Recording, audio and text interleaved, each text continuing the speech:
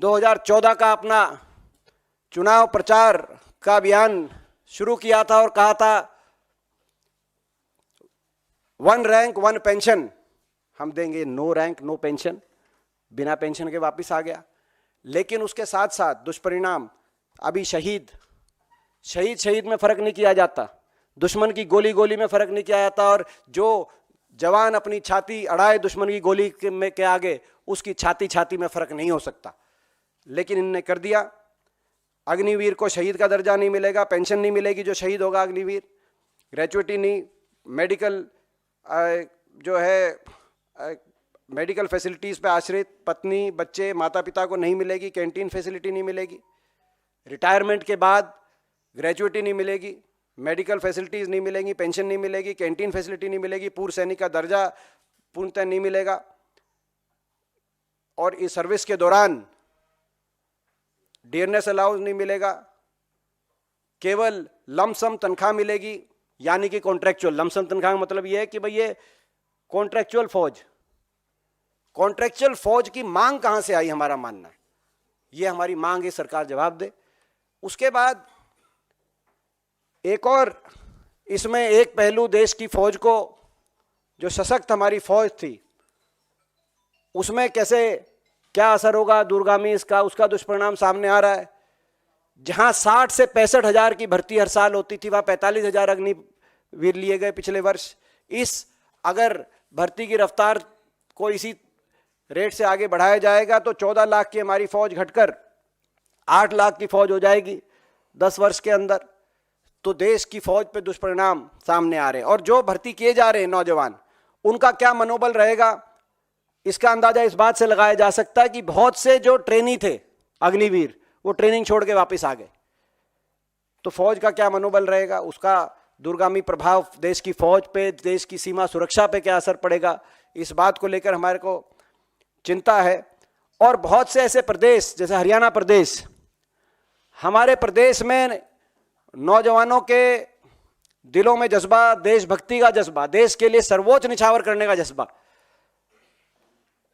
सुबह उठ के कड़ी परिश्रम, मेहनत, प्रैक्टिस, दंड बैठक, रेस, अपने गांव में, अपने शहर कस्बे में जो नौजवान लगाता था कि देश के तिरंगे में लिपट के अगर मेरा शरीर कभी शहीद होके अगर वापस आए तो वो मेरे लिए गौरव का विषय होगा। उस देश में, उस प्रदेश हरियाणा जैसे प्रदेश में, जहां हर साल आज़ादी के बाद से 2019 तक 5,500 की हमारी पक्की भर्ती होती थी, आज वो पिछले वर्ष केवल 964 अग्निवीर लिए गए, जिसमें से 722 वापस आ जाएंगे, केवल 210 के करीब पक्के किए जाएंगे। कहां 5,500 की पक्की भर्ती है जैसे हरियाणा जैसे प्रदेश में, और कहां केवल 210 की पक्की भर्ती प्रति वर्ष।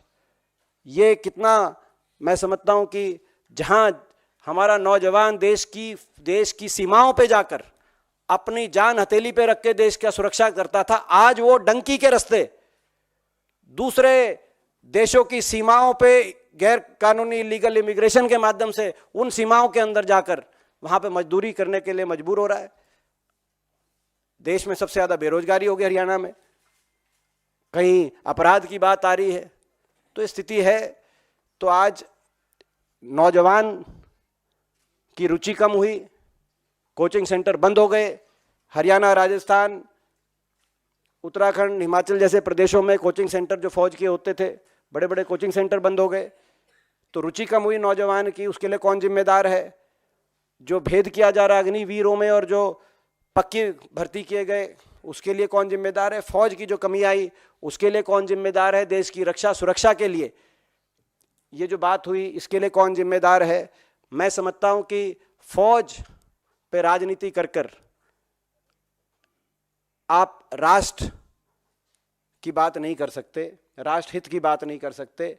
फौज को अगर कोई फैसला आपका फौज को कमजोर करने का काम करता है, तो आप राष्ट्रभक्त या देशभक्त होने की अपनी बात नहीं कह सकते। और इसीलिए हमारी मांग है, अग्निपथ योजना वापस ली जाए, पक्की भर्ती दोबारा से शुरू की जाए, और इन 1.5 लाख जो भर्ती के तहत नौजवान भर्ती किए गए थे भारतीय सेना द्वारा, जिनको ज्वाइनिंग नहीं मिली इनको तुरंत ज्वाइनिंग मिले। इन दोनों मांगों को लेकर कांग्रेस पार्टी संघर्षरत है। हमने राहुल गांधी जी के नेतृत्व में जय जवान अभियान कांग्रेस पार्टी ने उसका बिगुल फूंका है, जिसकी गूंज देश के कोने कोने में सुनाई दे रही है, आने वाले समय में और सुनाई देगी। और इस संघर्ष के रास्ते पे हम रहेंगे। और यदि कांग्रेस पार्टी को अवसर मिलेगा देश में, तो हम ये पक्की भर्ती दोबारा शुरू कराएंगे। देश की फौज पे जो गौरव था उसको दोबारा बनाएंगे और इन 1.5 लाख नौजवानों को भी नियुक्ति फौज में दिलाएंगे।